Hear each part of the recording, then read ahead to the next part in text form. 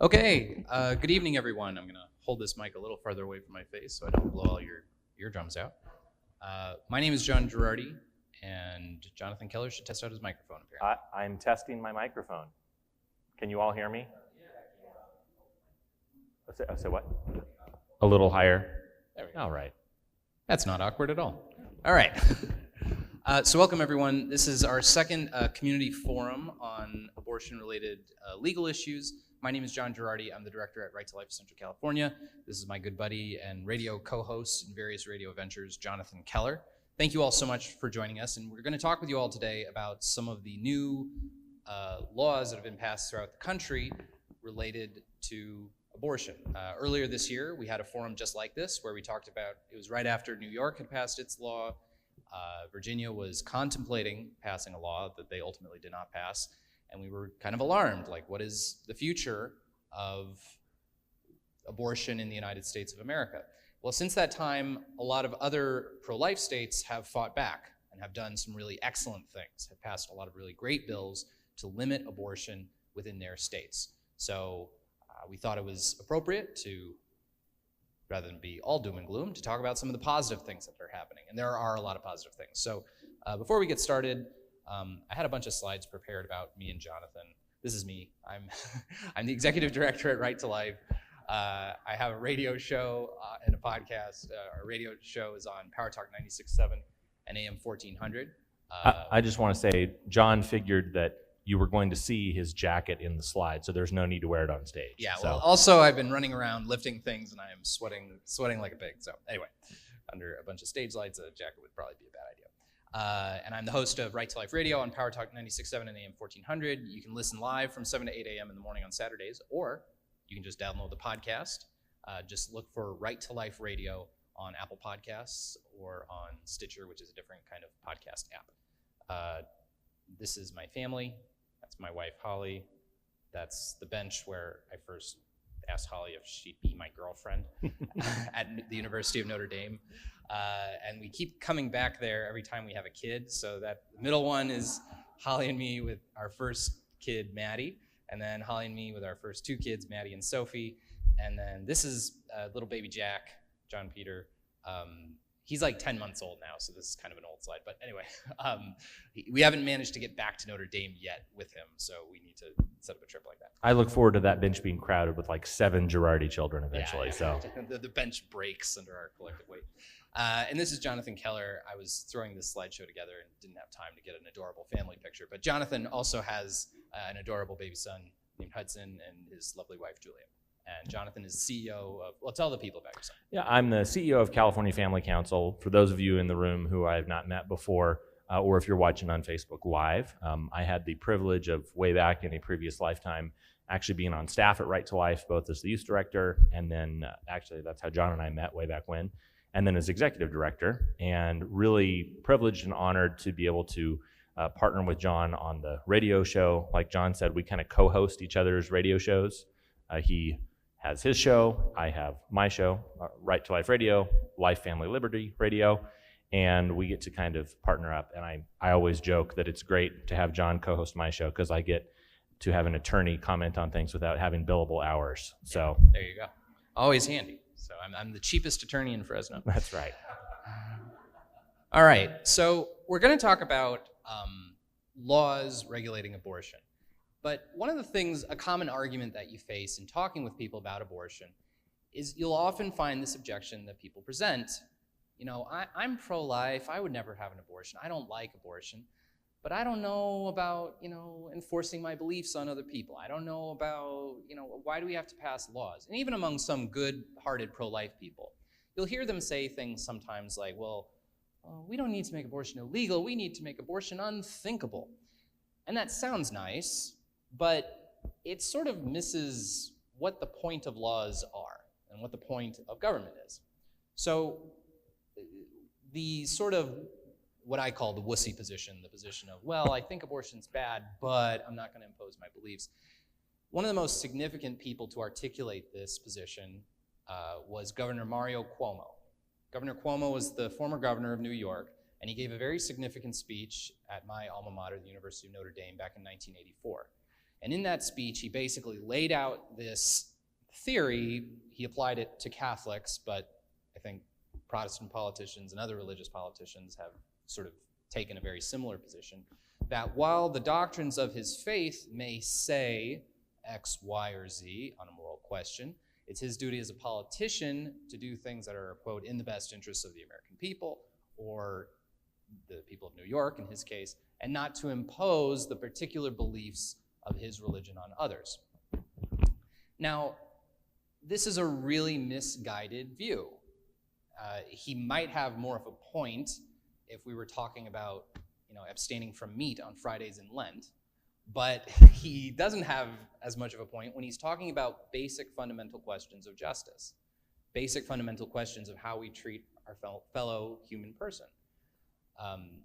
If there's one point to having government that every single person along the political spectrum agrees to, I don't care if you're a super authoritarian conservative or a super left-wing socialist liberal, wherever you fall on the political spectrum, everyone agrees that at least a fundamental purpose of government and the laws that governments pass and enact is to protect everyone from acts of private violence, okay? To protect every individual from acts of private violence.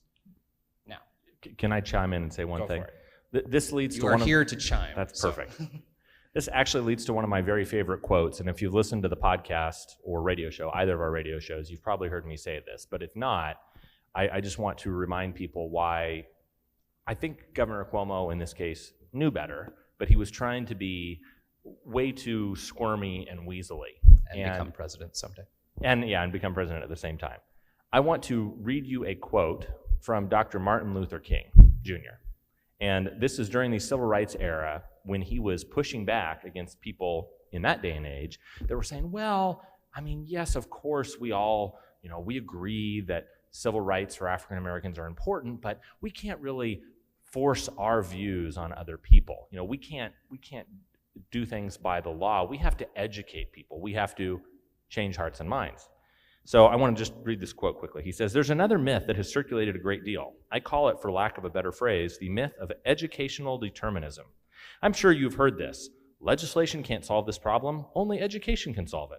Judicial decrees can't solve it. Executive orders from the president can't solve it. Only with education and changing attitudes through education will we be able to come to a solution to this problem." Sounds exactly like today. But then he goes on and he says, now there's a partial truth here, for education does have a great role to play in this period of transition.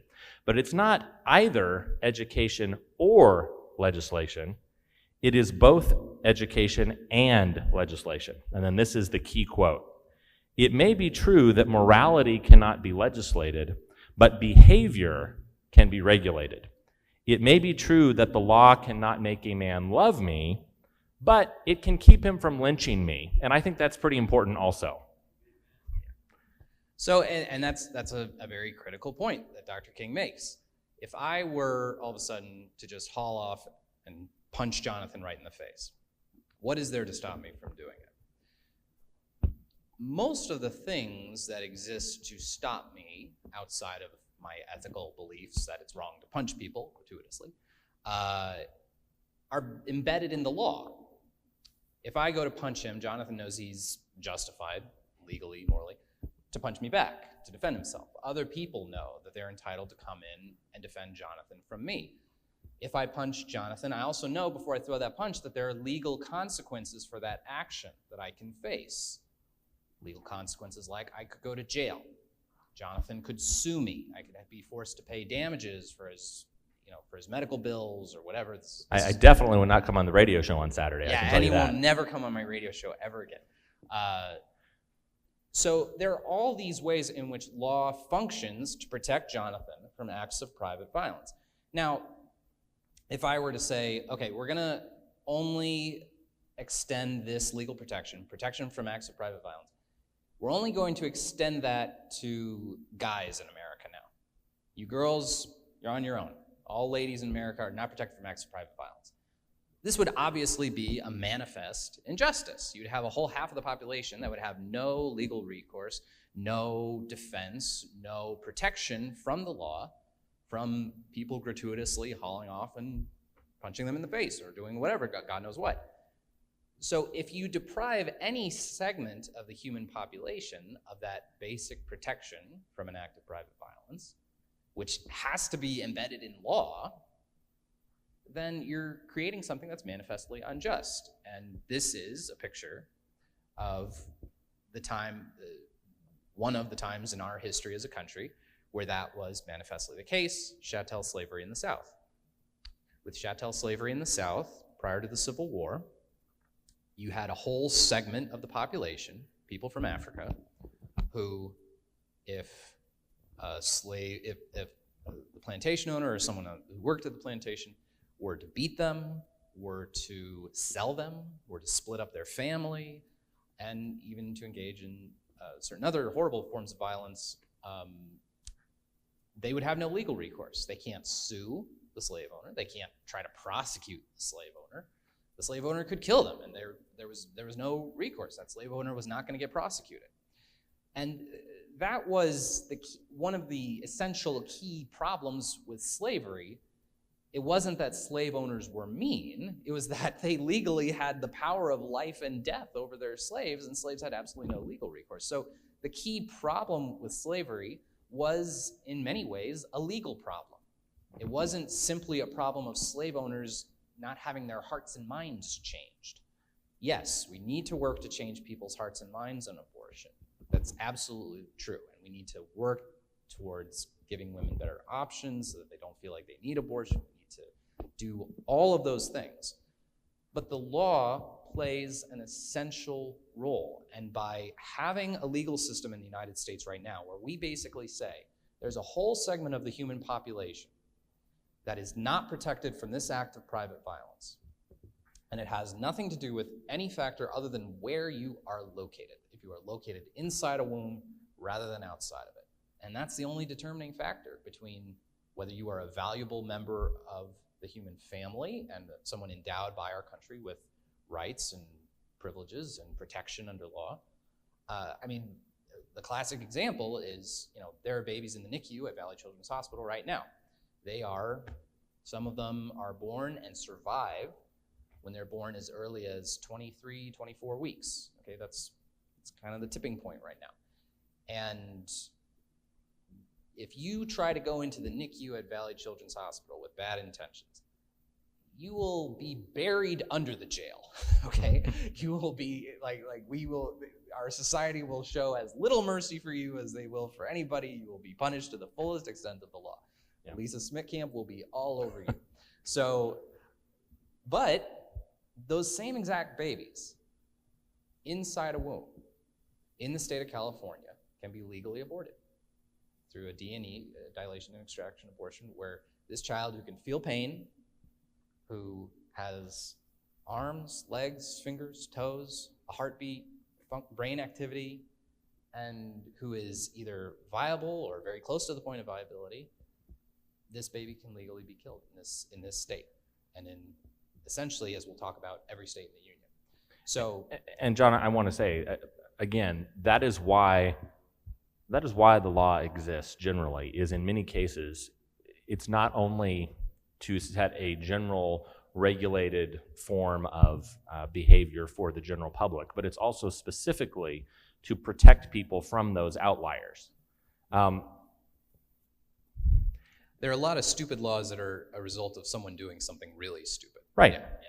Yeah. And in some cases, you can look and you can say, well, do we really need a law against this? I mean, how often does that actually happen? Well, it probably doesn't happen that much. I mean, again, it's probably pretty rare. You could look and say a normal person would not probably want to go break into Valley Children's and hurt these innocent children in the NICU. But there's a reason that just because it would be a rare occurrence doesn't mean that you wouldn't have a law against it. And the sad thing is, again, on the education versus legislation side of things, Right to Life Central California does an amazing job of educating people, whether it's through the radio show, whether it's through fair booths or all sorts of different things. But the sad reality is, in the United States of America, there are doctors, and I use that term very loosely, there are doctors who perform abortions who Many of them know that what they are doing is, by most intents and purposes, immoral, but it is financially lucrative for them to continue their profession. Right. And as long as there is the legal option for them to continue their profession, as long as there's not a prohibition, they're going to continue. Yeah. And that's you bring up another point about teaching. You know, the law functions as a teacher of morality. It's another thing we have to understand. Like, if we want to change hearts and minds on the topic of abortion, changing the law is a really important way to do that. A lot of people will base their moral judgment on how the government treats something.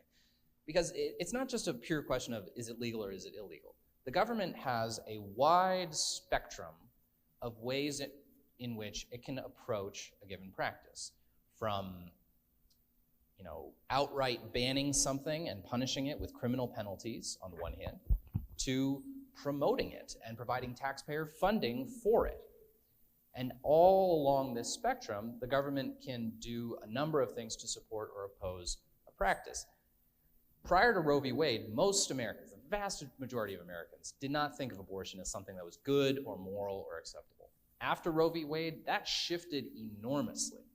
And it was because the law had changed, and the law had this dramatic effect on how people think of it. Now people talk about it. You see mainstream publications talking about this question through the lens of supporters of abortion rights believe, blah, blah, blah, blah, blah. Like, they've already established somehow that these rights supposedly exist. Like they just take that as a given because it's been acknowledged in our law. So this is why it's still a very important thing for pro-lifers to be engaged in politics, to be engaged with what is happening in Congress, what is happening in the courts, and what is happening at your state legislature too. So we're going to talk about all of those things today. As you're flipping to that next slide, John, I want to give just one more sentence in that Martin Luther King Jr. quote to close it out. It says, I have the whole thing. You have that permanently on your That's phone? right. Yeah. He goes on after what he said before. He said, it may be true that the law cannot change the heart, but it can restrain the heartless. And that is what we so often have to do in society through legislation. We must depend on religion and education to change bad internal attitudes, but we need legislation to control the external effects of those bad internal attitudes. Yeah. And that's what these states are doing. There you go. And Martin Luther King Jr. is a pretty smart guy. There you go. You might catch on. All right. So before we get started, I want to talk, just give a sort of baseline of what the baseline is of what abortion law in America is today. And because abortion law is largely a creation of Supreme Court decisions, this holds true for essentially every state in the Union. Different states do slightly different things, but this is effectively what our law is. So abortion is legal in America for the entire duration of pregnancy and for any reason. We are one of only 7 countries in the world to allow abortion at any time and for any reason. Certain states have bans on abortion after viability, which is around 23 weeks of pregnancy now, but they all have an exception for the mother's health. The Supreme Court's definition of health, which was issued in a separate decision, it was basically Roe v. Wade's sister decision, was called Doe versus Bolton. They were both released on the same day. And Doe versus Bolton explained what the mother's health means. When, if you can ban abortion in certain circumstances, but only if there's an exception for the mother's health. Doe v. Bolton defined what health means. Doe v. Bolton defined health so broadly that there is literally no pregnancy that does not implicate a mother's health. It can include emotional health, familial health, which means my family dynamic will be upset if I have this baby, therefore I want to have an abortion. Oh, your health is implicated, you can have this abortion. So the health exception that is included in any ban on abortion after the point of fetal viability, it's an exception that swallows the rule. It's an exception that renders the rule completely meaningless, okay? Now, I say this not looking at the laws that are being passed in various states throughout the country right now. A lot of states throughout the country right now are passing laws to deviate from this norm. This norm is what was established by the US Supreme Court. States now are passing laws to challenge this norm.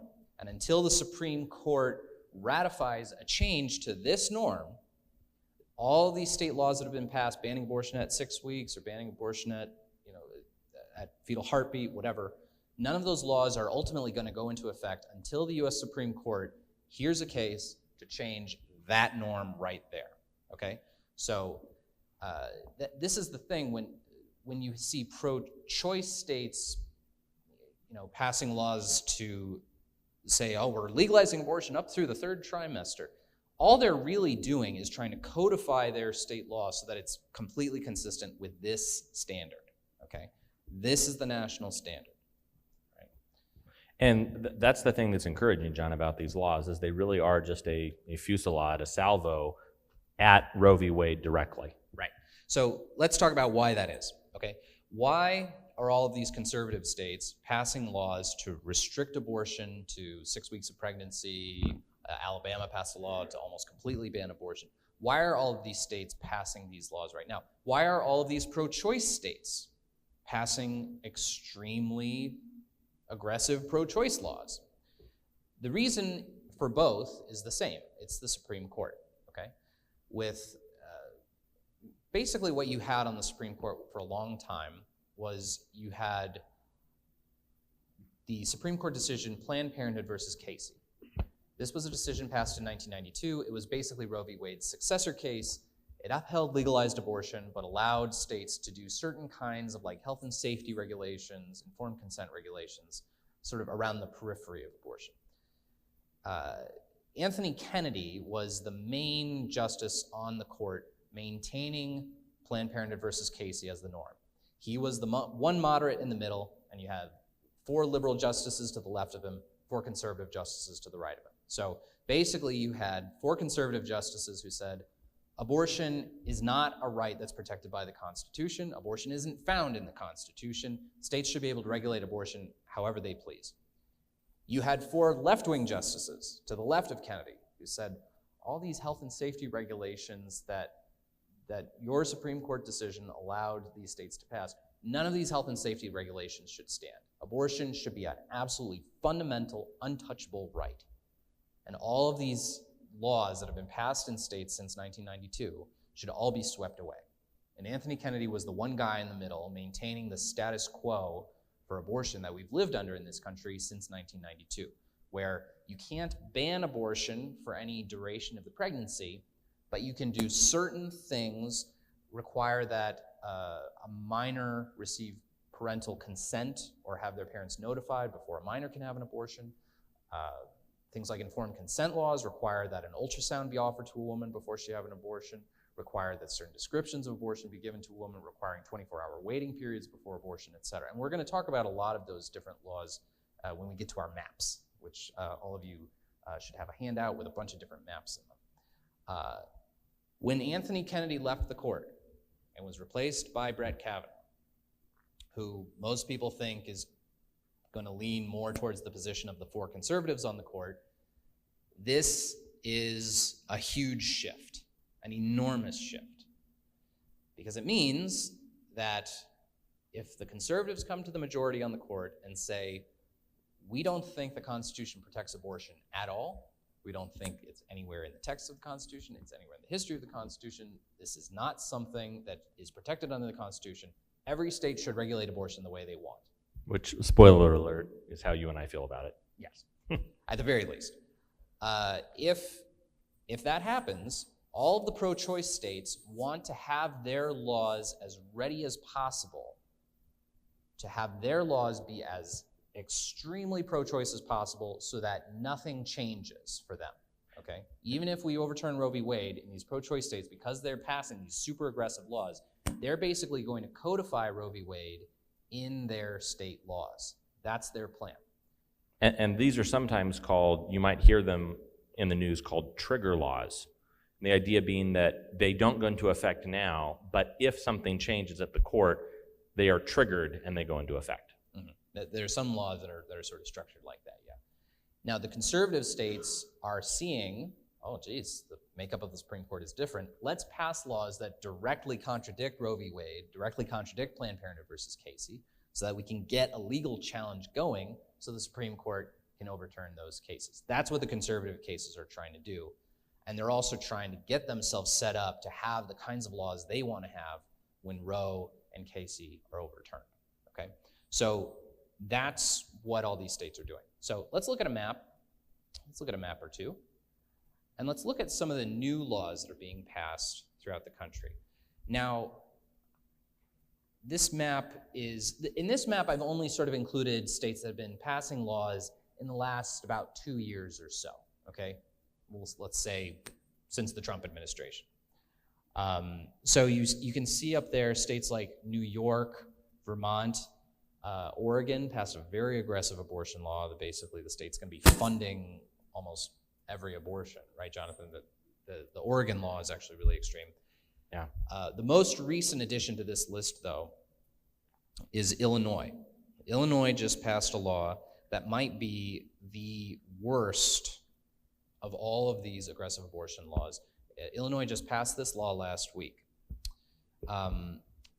Basically, the Illinois law does a number of things. First, it explicitly says that abortion is a fundamental right in the state of Illinois. It states that fetuses and embryos have absolutely no independent rights whatsoever. It eliminates conscience protections for doctors and medical personnel who don't want to do abortions.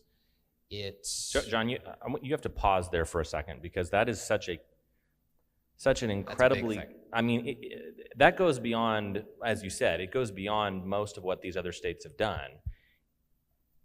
The idea of conscience rights, a lot of times you'll hear it buried in a lot of news coverage, but essentially this is saying that if you are an OBGYN, for example, and a woman comes to you and says, I want to have an abortion, and you are working in a hospital, for example, you as a doctor would not be protected from being reprimanded, from being suspended, from being fired. Right. If well, you chose, they might even define your act of refusing to provide this service as discrimination on the basis of protected category. Like, so basically, if you're an OBGYN, you can't say I refuse to see black patients. Okay, if you do that, you can get sued. That's legitimate. It's called non-discrimination laws. Basically, what they're going to be doing is saying, if you refuse to do an abortion, you are discriminating on the basis of this new protected category of reproductive health decisions, or flat out your hospital is discriminating against women because your Catholic hospital, let's say, is refusing to provide this essential form of women's health care, abortion. That's how we define it. So it's a really egregious thing that they're going after conscience rights. And you're right, Jonathan, it shouldn't just be one thing out of many that's buried in there. But there's a lot of bad things in this law. It is. So, yeah. The other bad thing in this law is that it allows non-physicians to perform certain kinds of abortions. The other thing that it does, which is just shocking to me, some of you might remember from both during the Clinton administration 20 plus years ago, it was a big deal when Barbara Boxer, our senator at the time from California, in a series of very heated debates on the floor of the Senate, went back and forth with Rick Santorum, the former senator of Pennsylvania, about the partial birth abortion ban. President Clinton vetoed that bill twice, and then eventually, finally, President Bush did sign the bill, and then it went to become a law, and fortunately, the Supreme Court upheld the ban on partial birth abortion. So federally, partial birth abortion is banned. But remarkably, there's no reason for Illinois to do this other than the most perverse type of virtue signaling.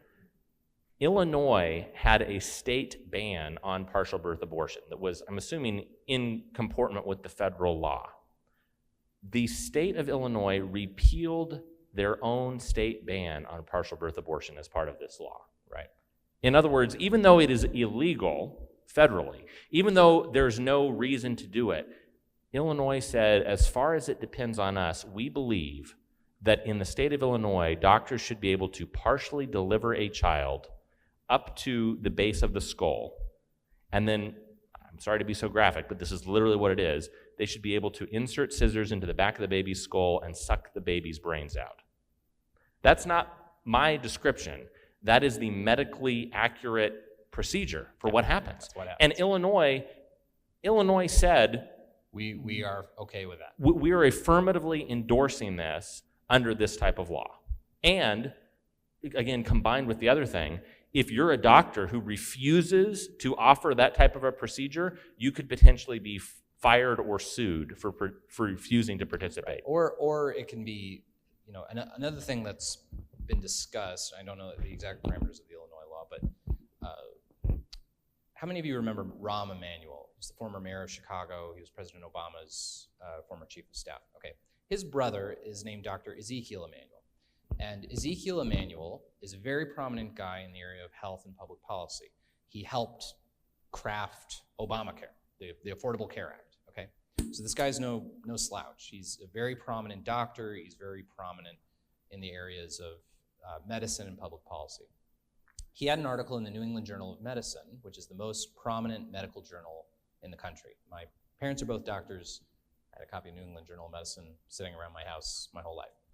And he had an article in New England Journal of Medicine 2 years ago where he explicitly called for all state conscience protections for OBs and obstetric nurses who don't want to participate in abortion. He called for all state conscience protections that protect those healthcare personnel to be abolished. That's explicitly what he called for. And basically his thesis was, your decision as a healthcare practitioner should be either you do abortions or don't become an OB. Either you're okay with doing abortions or don't become an obstetric nurse. That basically, to make abortion this kind of like barrier for entry to anyone who wants to be an OB.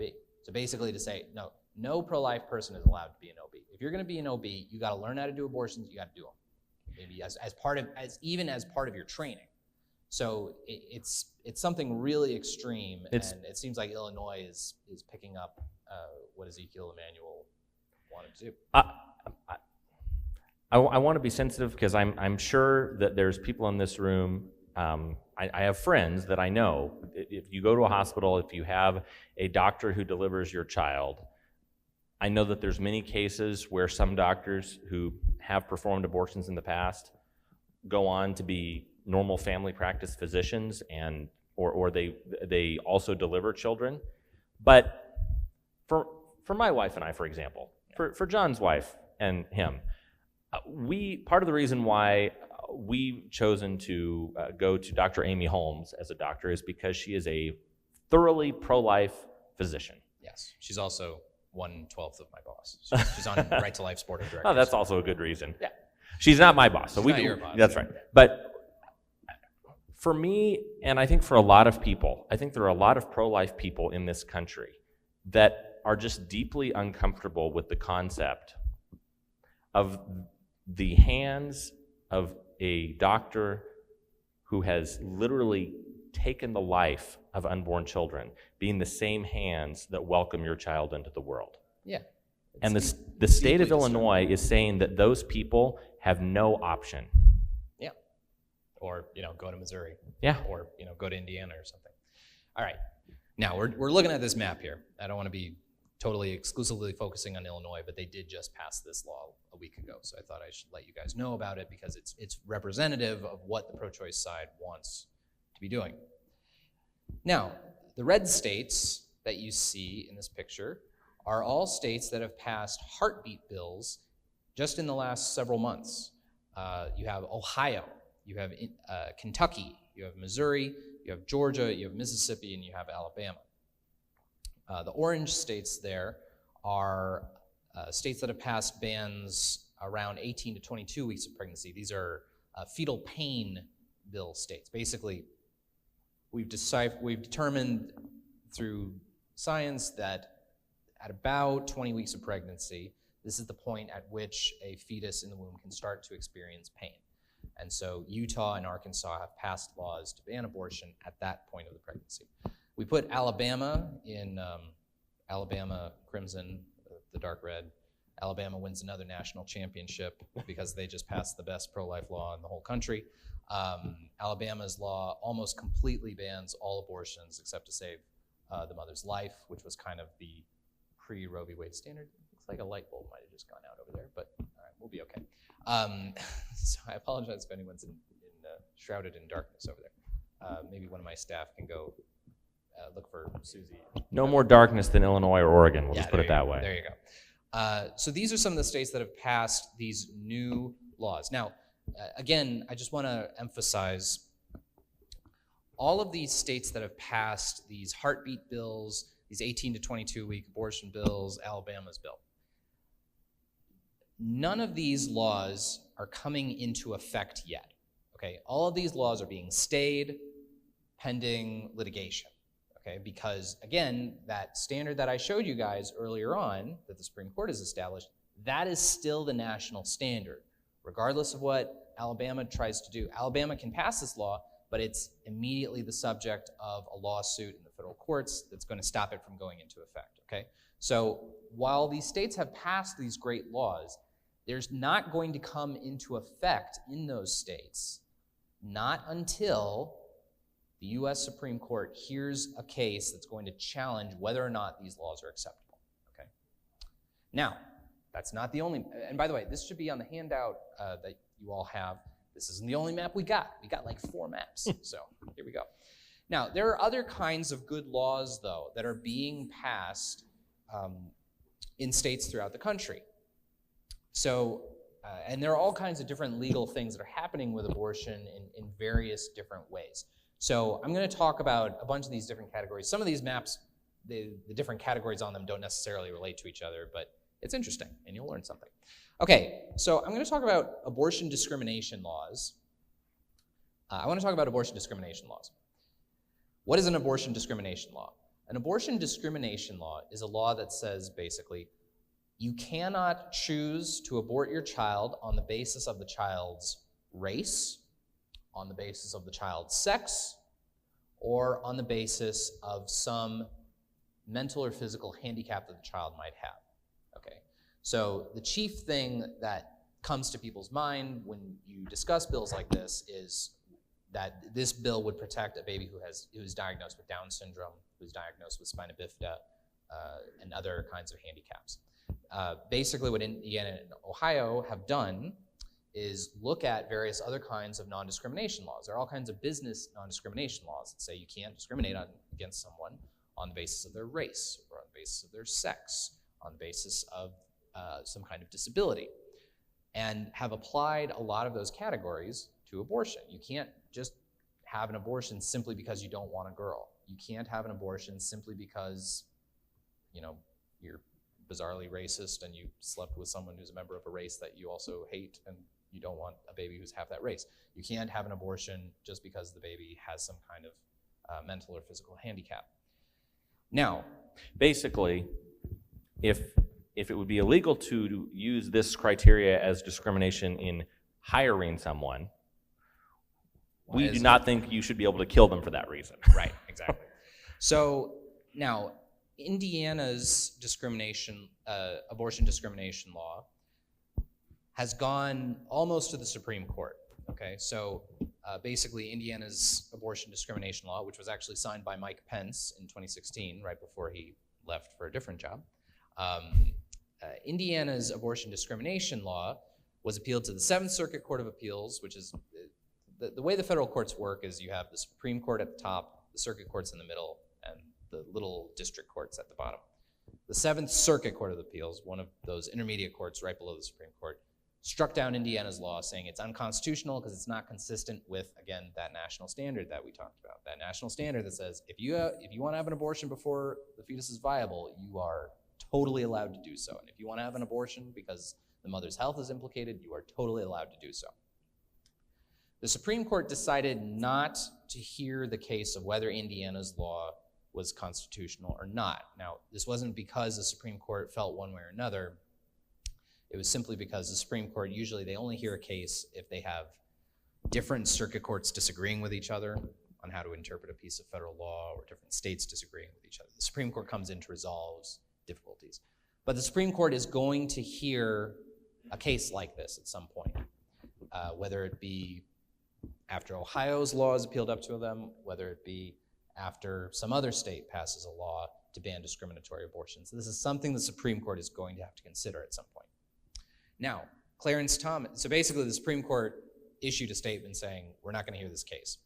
Clarence Thomas, though, took the opportunity to talk about, in his sort of concurrence with the decision not to hear the case, he issued a big, long concurrence opinion where he talked about the history of abortion being used as a tool for eugenics. Abortion being used as a tool for eugenics against undesirable populations in the United States. And Justice Thomas, being the only African-American justice on the court, highlighted how abortion has impacted the African-American community. And talked about how Margaret Sanger had her Negro Project, where basically it was this project to convince African-Americans to use contraception because she thought poor African-Americans were the problem in the South, not the social conditions that kept them poor. It was them themselves. So she wanted to institute measures to have smaller African-American populations. So Justice Thomas talked about that quite a bit, and it was really, really interesting. So that's what abortion discrimination laws are, and they're coming down the pike. At some point, the Supreme Court's going to have to hear this, and we'll wait and see. I feel better about having Brett Kavanaugh hear a case like that than Anthony Kennedy. And I will say that one of the great things about laws like this is that it allows you to point out the barbaric hypocrisy of abortion. I mean, again, John, the idea that a country like Iceland, for example, you guys might have seen this headline from last year. There was a story on Iceland that said, oh, great news, Iceland has almost entirely eliminated Down syndrome within its population. Well, you read that headline and you go, wow, that's amazing. They cured Down syndrome. No. Read very carefully. It doesn't say they cured Down syndrome within their population. It says they have almost eliminated Down syndrome. And if you read past the headline, what they've done is gotten to the point where not just over 90%, which is what it is in the US, but almost 100% of children in the womb who are, through prenatal testing, are determined to have Down syndrome, almost 100% of those children are aborted in the nation of Iceland. Yeah. That is barbaric, it is discriminatory, it is inhumane. And the good thing about these abortion discrimination bans, or discrimination abortion bans, is that it allows us as pro-lifers to say, why, if we celebrate the contributions of people with special needs to our society, the Special Olympics and all sorts of other things, if we celebrate the fact that even when life has difficulties or is imperfect, it's beautiful and still created in the image of God, why in the world would we choose to specifically target for destruction and elimination those people inside the womb? Right. They need to sort of decide, is a Down syndrome life a life worth living, or is it not? And if you say that practically every single kid with Down syndrome should be aborted, you are saying no. And I don't care how much federal money you want to throw at the Special Olympics. I don't care how nicey-dicey you say you are. If you don't think a Down syndrome life should be allowed to live, then how much do you really care for people with mental handicaps? So, yeah. We're also going to talk about dilation and evacuation bans. A bunch of states, as you can see, all the states in green there, have passed laws to ban what are called D&E abortions. This is the most common form of second trimester abortions. It's very horrific and violent. It involves children who have limbs, arms and legs, and heartbeat, and these are formed human beings, recognizable human beings, who are killed in a very gruesome way through the dilation and evacuation procedure. And a bunch of states have tried to pass bans on that procedure, and almost all of these bans are hung up in the federal courts. Although, interestingly, West Virginia's ban on it has not yet been challenged in the federal courts. Actually, Mississippi and West Virginia, both of their bans on this procedure have not yet been challenged in the federal courts, which is a really good thing. So those laws do in fact stand in Mississippi and West Virginia. All right, we're going to move on to informed consent provisions. Now, this is an interesting topic. I have right here, sorry, that was too loud. Wake up. Now, I did this sort of broadly. This is an article from the Guttmacher Institute. You might be wondering, what's the Guttmacher Institute? Why, John, it's a purely objective and fact-based, non-biased research source, right? See, that's what the mainstream media would want you to believe. Okay. A lot of media articles that talk about abortion will cite information and statistics and research provided to them by the Guttmacher Institute, which they label as a research entity that discusses issues surrounding abortion rights. That's what the Guttmacher Institute is. What they don't say is that the Guttmacher Institute used to be part of Planned Parenthood. It was part of the Planned Parenthood organization. They became a separate corporate entity, but they were originally part of Planned Parenthood, and they're named after a former Planned Parenthood president named Dr. Alan Guttmacher. Dr. Guttmacher was a lovely chap. He still thought eugenics was cool way after World War II was over. So by the time World War II was done, everyone saw the practical effects of what eugenics looked like at the Nuremberg trials, and everyone was pretty much done with eugenics. Not Dr. Guttmacher. He became the president of Planned Parenthood, and he continued to talk about eugenics as getting rid of undesirable populations, appealing to racist attitudes towards African Americans and towards a number of people, and promoted abortion as a tool for eugenics. Anyway, there was all a big run-up to talking about something else, so excuse my digression. Basically, this chart shows in red states that basically give almost no information to a woman whatsoever before she has an abortion, other than this is the gestational age of your baby, and this is the procedure that we're doing. That's it. And you can see some of the usual suspects are there: California, Connecticut, Illinois, but there are some surprising ones in there: Florida, Indiana, Missouri. Now, some of these states are kind of surprising, but then there are a bunch of states that have done really good stuff to provide more informed consent. Things like ultrasounds, things like information on the fetus's gestational age, descriptions of fetal development throughout the pregnancy, descriptions of all the common abortion procedures, offering ultrasounds, offering options for crisis pregnancy centers or for adoption or things like that. So all these states in blue get a thumbs up. The states in red, a little less so. This is a very interesting map. Which states pay for abortion through Medicaid? Now, Medicaid is the federal health care program that basically it provides federal government subsidized health insurance for people who are under a certain income threshold. Okay? In California, we have Medi-Cal. All right? We all know about Medi-Cal, what Medi-Cal is and what Medi-Cal does. Now, federal dollars that are spent on Medicaid cannot pay for abortion directly. And this is because of this thing called the Hyde Amendment. The Hyde Amendment is this rider that gets attached to the federal budget every year, and basically the Hyde Amendment says that no federal dollars can directly pay for abortion except in cases of rape, incest, and life of the mother. Okay?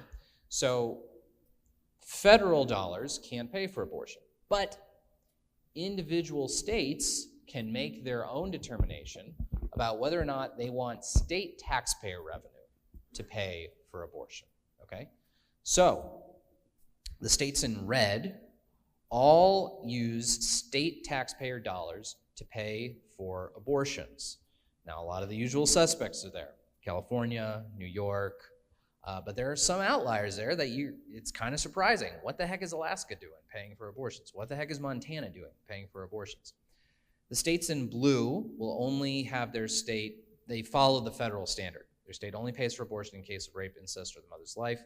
And South Dakota gets the grand prize here. South Dakota will not pay for abortions through their state Medicaid program in cases of rape or incest. They will only do so to protect the mother for something like an ectopic pregnancy or something to protect the mother's life, which isn't really even an abortion procedure in a certain sense. So this is another interesting map for you to focus on. And now, Jonathan, I think I want to give the history of why California pays for abortion through Medicaid. All right. Before you do that, I just want to point out one thing, that California, I know we've been talking about some positive things, but California has the ignominious distinction of being one of only 15 states that pays for abortion with taxpayer dollars, one of only 3 states in the nation that refuses to participate in the Centers for Disease Control's voluntary reporting metric. In other words, California refuses to share how many abortions happen in our state with the federal government. And we're the only state in the nation that does both of those things. We're the only state that both pays for abortion with tax dollars and refuses to tell the government about it. So California, in a lot of ways, before you get to that, we're this weird black box where it's very difficult to actually know how many abortions are happening in our state and how exactly they're getting paid for. And it makes national abortion numbers difficult to fathom because the single most populous state in the country doesn't provide the CDC with accurate information. A lot of times you'll see a report in the media that'll say, hey, great news, the abortion rate decreased this year. And by 1%. And you'll see, for example, I think it said, most recent number, 686,000 abortions in the most recent year. And then there's an asterisk at the end of it. And then it says, actually, it doesn't include California numbers. Yeah. Well, California has the highest number of abortions in the state, so we have no idea how many are actually happening. Yeah. Now, we can make good estimates, but again, it's still very difficult. Now, why does California pay for abortion through Medicaid? This is a sordid story. So, 1973, Roe v. Wade happens, abortion is legal. 1976, Congress enacts the Hyde Amendment. And Congress basically says, all right, we know abortion's legal, but it's too much to make taxpayers pay for it. We're not going to make our taxpayers pay for this. We recognize this is a very controversial idea. Democrats and Republicans both got together and said, all right, we're not going to make taxpayers pay for this. Let's pass the Hyde Amendment. The Hyde Amendment has been attached to the federal budget every single year since. California legislators, seeing what the Hyde Amendment, seeing what legislators were doing nationally, the California legislature said, okay, we'll do something similar. We'll pass basically a California Hyde Amendment. Because at that point, our Medi-Cal program was paying for abortion. It was a healthcare service, we're paying for abortion. So they passed this law, it gets signed, we're not paying for abortions anymore. Well, the ACLU of Northern California, those dirty, rotten pieces of crap, the ACLU of Northern California files a lawsuit saying that no. By cutting off Medi-Cal funding for abortion, you are violating the California state constitution. Because you can't, it is a denial of the due process rights for these poor women who have been relying now on the state government paying for abortion. Once you start providing this service to them, you can't start taking it away. Right? This is taxpayer money being spent on this thing. And their argument is basically, once you start paying for it, you can't stop paying for it because these poor women are relying on it. Well, if the state government makes a bad decision to start paying for, in the Medi-Cal program, paying for boob jobs in the Medi-Cal program, does that mean that all poor women are now reliant on the state government to pay for boob jobs, so now we can never, ever, ever change our mind? That was the argument the ACLU was making about abortion, this elective procedure. Well, it goes to the California Supreme Court, which at that time and still today was just stacked with hardcore progressive justices. The California Supreme Court agreed with the ACLU and issued a California State Supreme Court decision saying, no. The California Constitution requires that our state Medi-Cal program pay for abortion.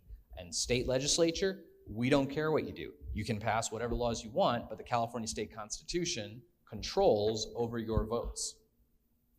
So every year the state legislature would try to defund it, it would get struck down. once it got up to the California Supreme Court. Now, we don't have in our state legislature the political will to do something like that. If anything, we have the exact opposite. But that is why California, we have always paid for abortion through our Medi-Cal program. It's because of our wild activist California Supreme Court. So after that, it's now time to talk about California a little. And this is a call to action for all of you. So the current law in California surrounding abortion is this. California follows the standard that was set by the Supreme Court in Planned Parenthood versus Casey and Doe v. Bolton. Abortion is legal for all 9 months. It's explicitly legal up to the point of fetal viability, and then it's legal after viability if the mother's health is endangered. Again, that definition of health is really broad. People say to me, after New York passed its law, people would say to me, well, boy, I hope California doesn't do something like that. We've done that. That's what we have. That is the law already in the state of California. In California, Medi-Cal pays for abortions. Non-physicians can perform some abortions. Every health insurance plan sold in the state of California has to cover abortion as an essential piece of health care. Every employer-based insurance plan that is sold in this state, I don't care if you're a church, I don't care what it is, it covers abortion. Every single insurance plan sold in this state has to cover abortion. Now, that's the current law, and I want to talk with you guys about some of the proposed laws. First of all, you have Gavin Newsom out there in the news talking about these different states that are passing heartbeat laws, and Gavin Newsom is encouraging women from around the country, come to California to have your abortion. We are a state that protects abortion rights. Come to California. There's a bill that's been introduced in the state legislature to offer tax breaks to the film industry. Basically, there are a lot of movie companies that were filming in Georgia because Georgia was offering them tax breaks to do so. Well, Georgia's passed this heartbeat bill, banning abortion at 6 weeks. But California is saying, whatever tax breaks you get in a state that passes a law like that, if you come to California to film your movie, we'll give you that same tax break. So they're trying to offer tax incentives. I mean, the only tax cut that a Democrat has ever liked, but unfortunately it's for this. I just want to pause on that and help you to understand this. You have these large companies, whether it's Disney or Sony Pictures or whatever it is, that are filming in a state like Georgia. Gavin Newsom and the Democrats are actually trying to use abortion as a shiny object. It's the carrot that they are dangling in front of the movie industry to try to entice them to come to California. Do you guys just understand how sick? I mean, there really isn't another word. Right. Like, the other absurd thing about that, like Disney is all, like Bob Iger, the CEO of Disney, was saying, oh, it'll be really hard for us to film in Georgia now that they've passed this law. Meanwhile, the Star Wars films, a bunch of scenes in them were filmed in, I don't even remember. Tunisia, a Muslim majority country that, for one, has no legalized abortion, and two, punishes gay people by like murdering them. Like it's this horrible, oppressive, Muslim country. They don't mind filming over there, but oh no, if Georgia wants to ban abortion at 6 weeks, now we're up in arms. Now, God forbid we could film in the South. We'll have to come back to California. Let's ignore actual human rights violations in these countries because we're making money filming over there, and we need a good desert scene for Ray's home planet, whatever. That's not Tatooine, but it's kind of like Tatooine, but it's not Tatooine. For all you Star Wars fans out there. Anyway. It's completely ridiculous. Now, the main bill that we at Right to Life are concerned about, though, at the state legislature, and all of you are invited, by the way, to join us next Tuesday, is SB 24. SB 24 is a bill that requires medication abortion to be made available at every CSU and UC, okay? At the Student Health Center of every CSU and UC. What is medication abortion? This is not the morning after pill. This is a series of 2 pills that you take at 8 to 10 weeks of pregnancy to artificially induce a miscarriage. All of you, or most of you, I'm guessing, have seen the movie Unplanned. Show of hands, how many of you saw it? Okay, the chemical abortion scene, that's what this is. They're gonna make that available at the student health centers of every CSU and UC. Fresno State included. Even though Fresno State has a Planned Parenthood, medication abortion provider, like 2 minutes from campus, Fresno State Student Health Center is gonna have this. okay? We are going to Sacramento on Tuesday. We're gonna be taking a bus. You're all invited to come, and we have a sign up on this iPad over here. So if you wanna come with us, sign up on the iPad. Talk to Tanya and Liz, they'll be by the iPad, they'll help you out. They'll get you all ready to go. We're gonna go to Sacramento. They're having a hearing on this bill on Tuesday at the California State Assembly Education Committee. So we are gonna go to Sacramento. We're gonna drive up early in the morning. We're gonna leave from the parking lot of San Joaquin Memorial High School, and we're going to walk the halls of the state legislature. We're gonna join with other pro-life advocates from around the state. We're gonna meet with legislators. We're gonna lobby with them. We're gonna talk to their staff, and we're gonna attend the legislative hearing that will be held at 1:30 to encourage a no vote on this bill. So if any of you wanna come, please sign up right now. Get in touch with people you know who might want to come, who are able to come. We apologize we didn't give more advance notice for it because these hearings get scheduled at various times, and we were trying to be nimble and do something in response to it.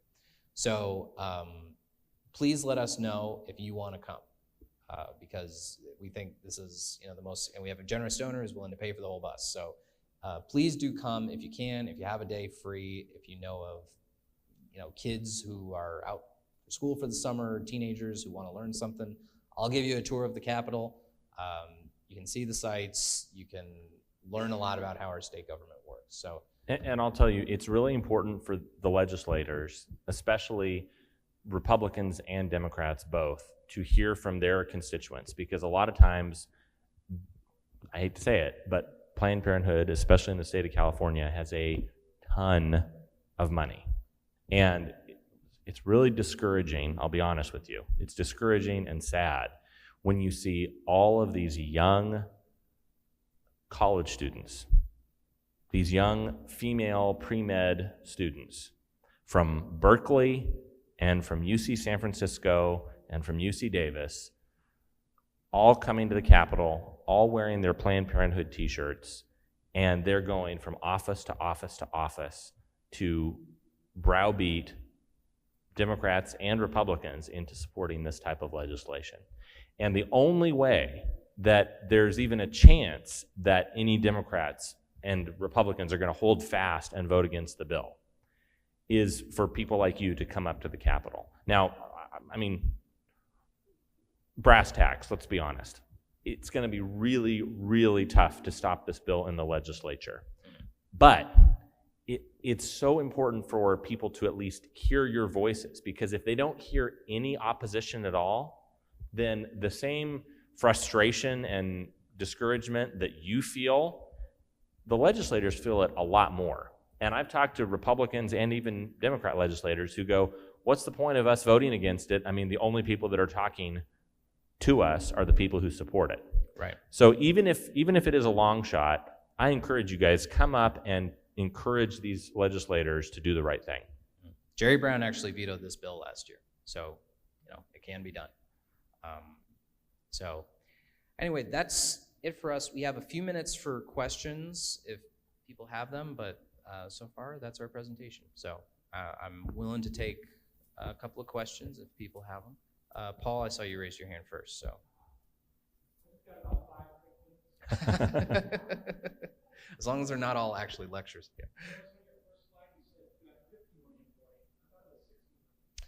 Yeah. Well, again, this is the problem with the numbers, because for the whole span of abortion, so Paul is asking about the estimates.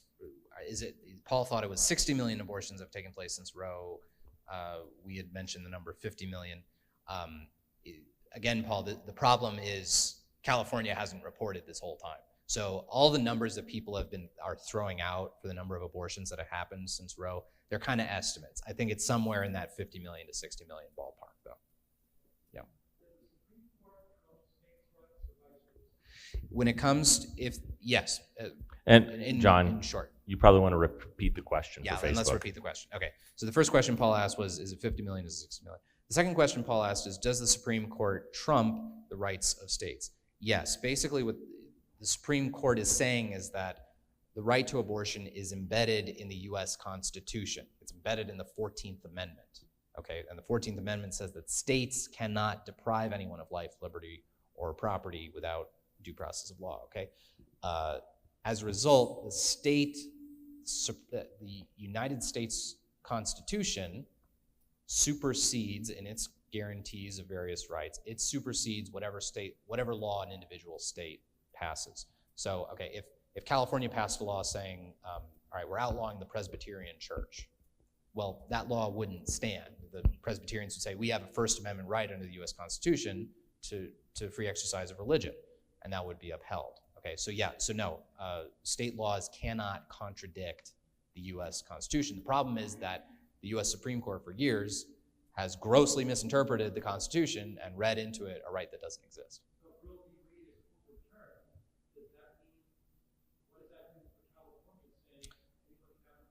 Effectively, it doesn't do much, unfortunately. So basically what the most likely scenario if Roe is overturned, Paul is asking, so what does that mean if Roe is overturned? What does that mean for like a state like California, for example?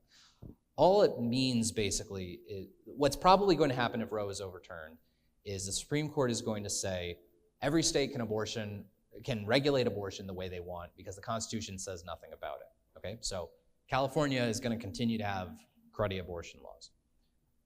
But a lot of states will have great abortion laws. Oklahoma will have great abortion laws. Texas will have great abortion laws. Ohio will have good abortion laws, blah, blah, blah. So that's the most likely outcome. A better outcome that I would love to see is one that says, actually, the Fifth Amendment and the 14th Amendment, which say that no one shall be deprived of life, liberty, or property without due process of law, that actually applies to unborn persons as well as born persons, and that no state should be able to have legalized abortion whatsoever. That's the outcome I would like. Now, that is Justice Scalia and some conservatives who followed him, they didn't think that that was they did not think that that's the natural reading of what the Constitution actually said. Now, I don't necessarily agree with Justice Scalia. I think there are some justices on the Supreme Court who might support that reading, though. I think Justice Thomas might. I think Justice Gorsuch might. I think if my former law professor, Amy Barrett, gets nominated to the Supreme Court someday, she might. But again, the most likely scenario is that the court would say, the Constitution says nothing about abortion. Every state regulates it as they want. So.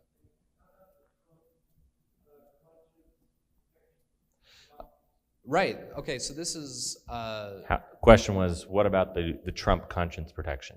Yeah. So this is an important thing, and I don't know exactly all of the contours in which it supersedes different state laws, but this is a regulatory thing that can change from administration to administration, and I think there are stronger ways to counteract what, for example, Illinois and New York are doing. There are probably going to be lawsuits to challenge those provisions of those laws that I think the Supreme Court will view favorably. But there are existing federal conscience protections for doctors, and those need to stay in place.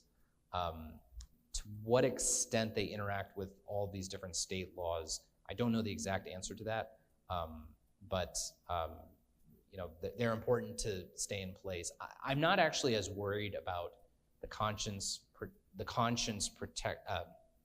things in the Illinois and New York laws that are violating conscience rights, because I think ultimately the Supreme Court and the federal courts are going to strike down those provisions because they're really attacking the conscientious rights of all kinds of people of goodwill to not have to participate in something that they don't want to participate in. So there you go. Any other questions? Pastor?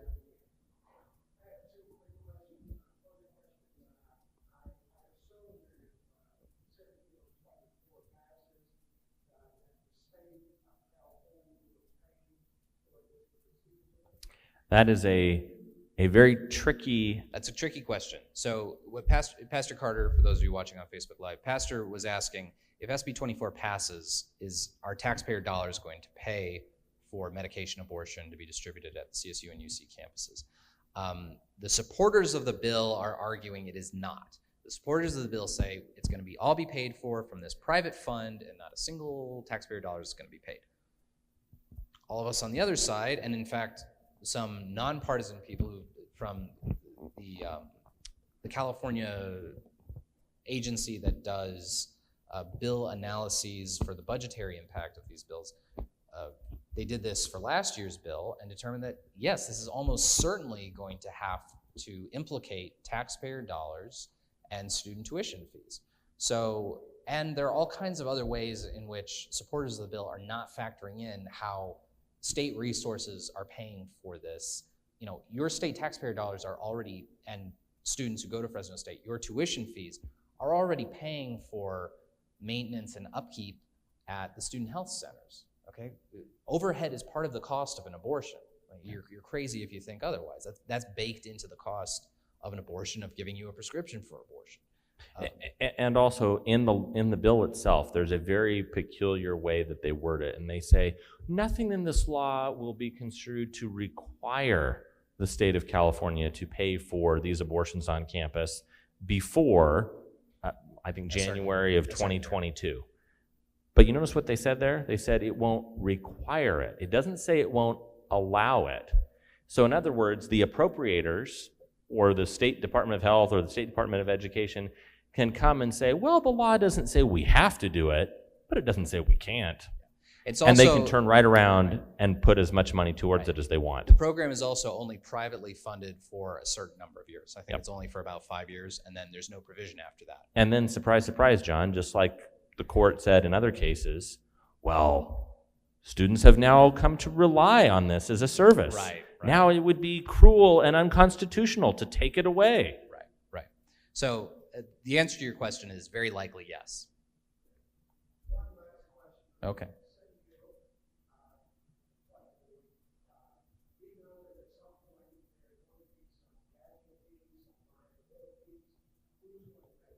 You and I. So Pastor Carter's question is, what about liability?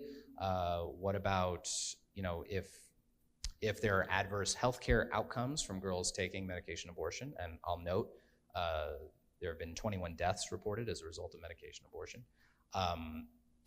If a patient sues the CSU Student Health Center, who's going to pay that? And that's going to be you and I. Okay. So this is something that's not really been provided for in the bill, and so it's going to be student tuition fees and taxpayer dollars. Yes.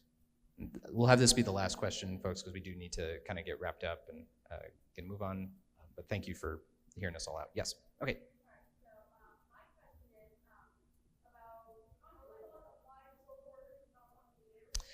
Yeah, so that's a good question. I don't know the exact answer to that. We actually have some social workers here if you want to talk to Patty Lametti, who's laughing over there in the brown hair right there.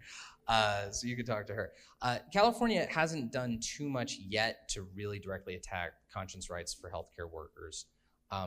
My guess is that, yeah, you can still be a social worker. I don't know if that's going to change at some point, but as for right now, I would say that, yeah, I think you're probably safe. But you should talk to Patty, and it is something to be aware of, you know. So, at any rate, I think that's going to do it for us, folks. If you have more questions, you can feel free to talk to me. The folks at Harris have been very kind keeping this open for us, but we do need to kind of get scooting out. So, thank you all so much for being here. God bless. Thanks. And if you want to join us, if you want to join us in Sacramento, come talk to Tanya, and you can sign up at the iPad right there, and you can join us on Tuesday. So thank you. Thanks, everybody.